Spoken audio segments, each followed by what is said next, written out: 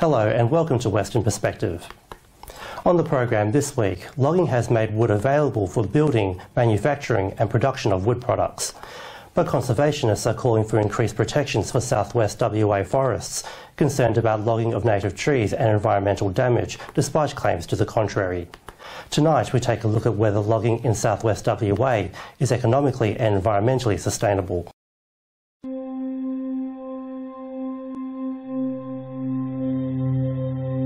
They're a large part of WA's forest habitat, trees forming the state's natural environment. We need those forests. Trees in WA's southwest native forests are also a valuable natural resource, producing wood and wood products.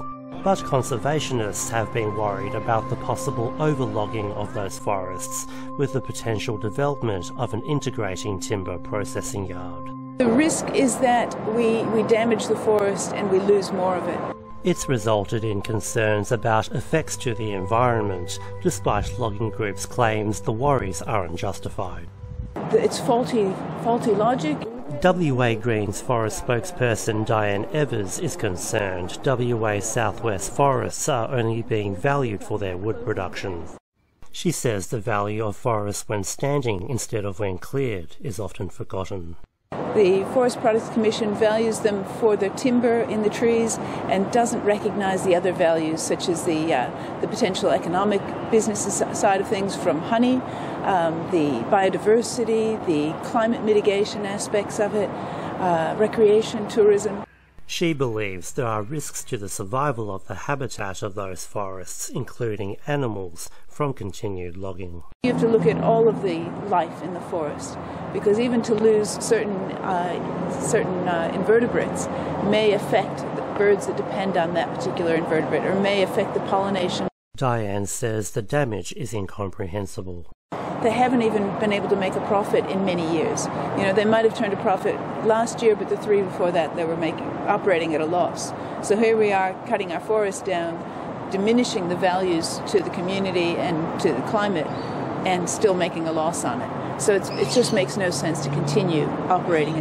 WA's Forest Products Commission have refuted claims it would overlog the forest, stating if a proposed integrated timber processing yard proceeds, logging levels would stay within approved limits under the Forest Management Plan.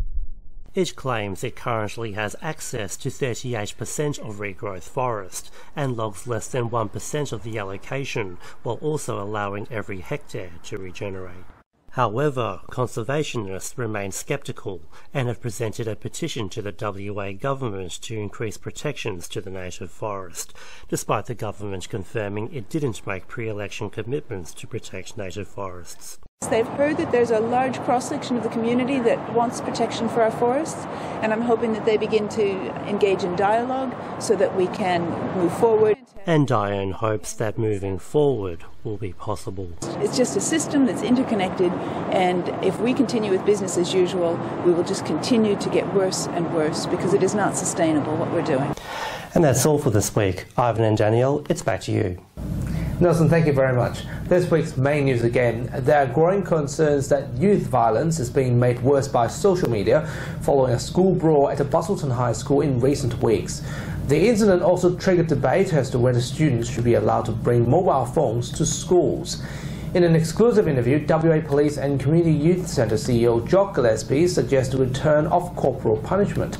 He believes young people aren't properly disciplined and schools need to have stronger policies in place to protect the teachers. And that's our weekly news and current affairs. You can follow the latest news on our website and Facebook. From Daniel, myself and the rest of the team, until 8 o'clock next Sunday, a very good evening to you. Good night.